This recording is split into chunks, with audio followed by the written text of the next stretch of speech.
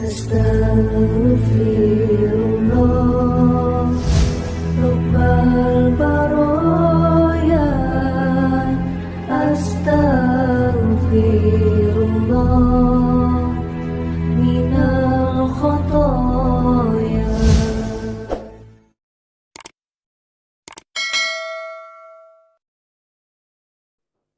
Assalamualaikum warahmatullahi wabarakatuh. Menjalankan perintah Allah itu jalankan saja, just do it, nggak usah mikir. Jadi perintah Allah datang, ya kita jalankan, nggak usah dipikir. Mengapa nggak mikir? Nah, begini Bapak Ibu, saat kita DN, saat kita duduk tenang, kemudian kita menyadari nafas, ada satu sensasi yang sulit hilang, yaitu pikiran. Nah, karena sensasi pikiran ini muncul begitu saja, padahal pada saat di luar DN kita nggak mikir, tapi pada saat DN kita mikir. Nah, ketika kita mikir, pikiran ke sana-sana, bisa nggak kita silatun ke Allah? Nggak bisa. Jadi ketika pikiran kita masih dominan, maka dimensi kesadaran ilahiyah ini akan tertutup, terhijab. Walaupun setengah jam kita duduk mematung, tapi kalau pikiran kita terus berjalan, setengah jam itu kita nggak kemana-mana. Karena apa? Karena kesadaran ilahiyah kita tertutup, terhijab. Nah, tentang sensasi ini, bagaimana kita untuk menghilangkan pikiran, agar pikiran pasif, pikiran kita pasif, jangan dilawan. Pikiran jangan dihentikan. Kalau pikiran dihentikan dengan pikiran akan terus bertambah. Ya sudah, disadari saja, diabaikan. Kalau dibahasakan pas mikir pekerjaan, oh aku mikir pekerjaan. Oh pikiranku sedang mikir pekerjaan. Oh pikiranku sedang mikir saudara. Itu kalau dibahasakan. Tapi ya pada saat DN nggak usah bicara seperti itu. Disadari saja, diterima. Semakin lama kita tenang, semakin kita berserah, tenang. Nanti akan pikiran itu akan pasti hilang sendiri. Nah, ini ada satu pelajaran sadar. Yang pertama sadar. Yang kedua menerima. Sensasi itu diterima. Jadi dalam kita berlatih zikir nafas, dalam kita ber-DN, kita memang harus mempasifkan pikiran. Kita nggak boleh mikir. Baru kita bisa naik kesadaran kita. Baru kita bisa silatun ke Allah. Jadi kalau mau silatun ke Allah, jangan mikir. Yang kedua harus menerima, ikhlas menerima. Dalam kehidupan sehari-hari juga gitu.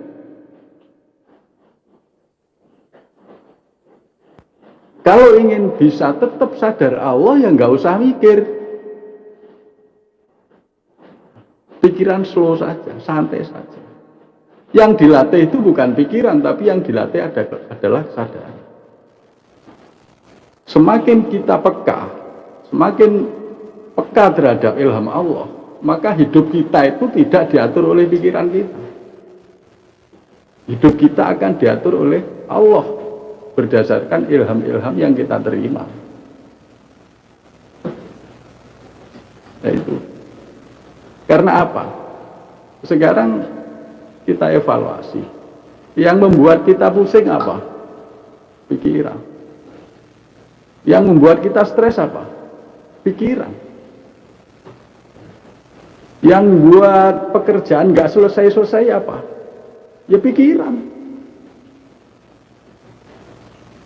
Yang membuat kita pecah pertemanan apa? Pikiran. Apalagi pikiran yang tidak dalam kontrol kesadaran, sadar Allah. Nah, prakteknya gimana? Ya, makanya kita terus berlatih zikir nafas secara istiqomah agar kita semakin tajam dalam menerima ilham. Jadi apa yang kita lakukan sehari-hari itu bukan berdasarkan pikiran tapi berdasarkan ilham. Setiap kita ngomong itu adalah ilham dari Allah. Setiap kita berbuat itu adalah ilham dari Allah.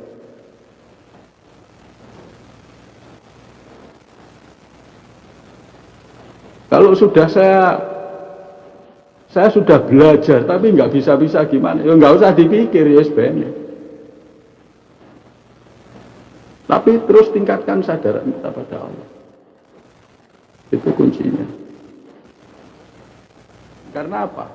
Karena dimensi ilahiyah itu sudah di luar dimensi jasad, di luar logika, di luar pikiran kita.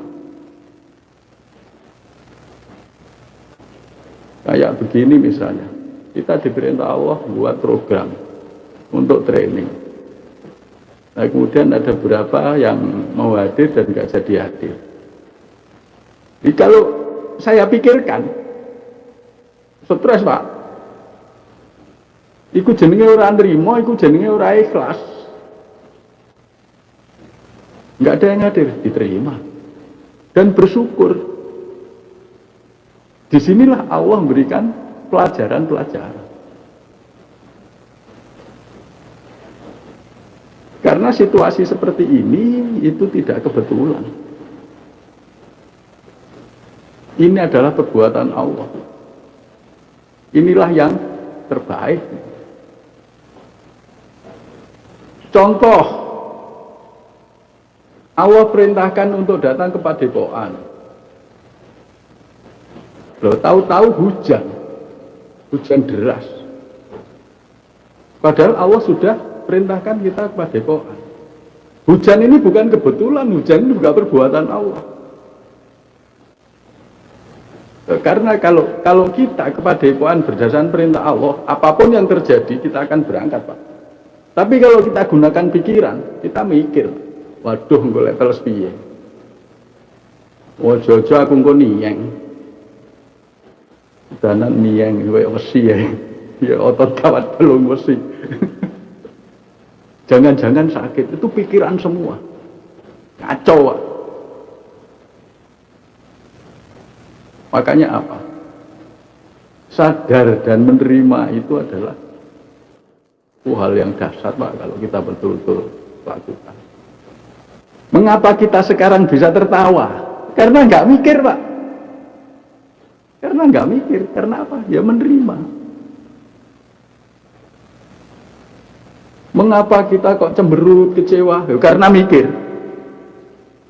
Waduh, nanti gimana ya? Saya bayar utang gimana?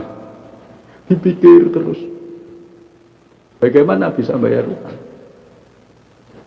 Ya sadar pada Allah, yakin pada kekuasaan Allah, yakin pada kebesaran Allah, yakin Allah mempermudah hidup kita, Allah menolong kita, yakin itu satu.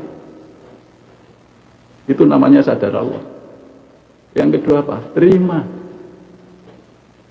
Aku ndutang iki perbuatane Gusti Allah. Memang manusia bisa bayar utang? Gak bisa. Kita punya hutang itu perbuatannya siapa sih? Allah. Kalau gitu yang bayar siapa? Allah. Kalau ingin bisa bayar hutang, berserahnya kemana? Ke pikiran apa ke Allah? Ke Allah. Itu. Ini materi 3T, tasbih, tahmid, takbir. Punya masalah? Masalah itu perbuatan Allah. Yang menyelesaikan masalah siapa? Ya Allah. Caranya gimana? Kita berserah, kita terima, kita pasrah. Menerima itu pasrah, ikhlas, ridho. Itu menerima. Baru Allah menurunkan pertolongannya.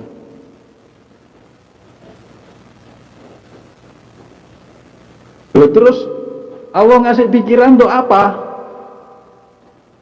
Kalau nggak untuk mikir. Pikiran itu digunakan dalam ranah sadar Allah. Dan kalau pikiran sudah masuk ranah sadar Allah, itu nggak ada namanya sepaneng, Pak. Wes ora sepaneng blas. Jadi pikiran itu santai, mikir itu santai. Kita berpikir itu seolah-olah ada yang nuntun gitu loh. Kayak ngomong seperti ini. Apa tadi saya pikir, aku ngomong apa enggak, Pak? Enggak ada. Ya udah ngomong saja. Ya, saya tiap opening live streaming kan gitu. Ya udah ngomong saja. Kalau sebelumnya ada yang tanya nanti materinya apa Mbak Bejo, ya orang ngerti, ya nanti lihat aja. Karena apa? Ya nggak saya pikir. Itu. Jadi semakin pasif pikiran kita, semakin santai pikiran kita, maka ilham dari Allah itu akan semakin, katanya, iya karena butuh, iya karena nasta'in.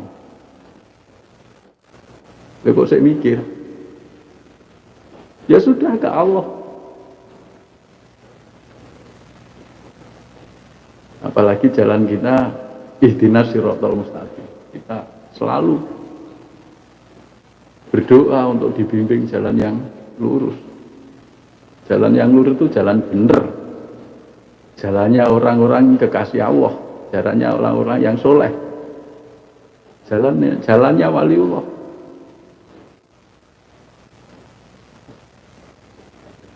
Itu jalan yang lurus. Jadi bukan seperti garisan. Oh, lurus berarti harus garis, seret, bukan. Itu jalan yang benar. Untuk itu pun kita harus membenahi niat kita. Niat dalam berbuat dibenahi. Jadi niat orang yang benar.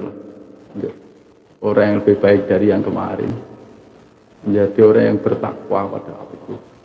Kalau DN jangan niat ingin sibuk, saya pengen fana, wis nggak bakalan fana, Pak. Saya pengen sibuk, nggak bakalan sibuk. Gimana caranya? Nggak usah pengen pasrah. Konsep-konsep sibuk, fana dan lain-lain itu pada saat hilangkan, total hilangkan.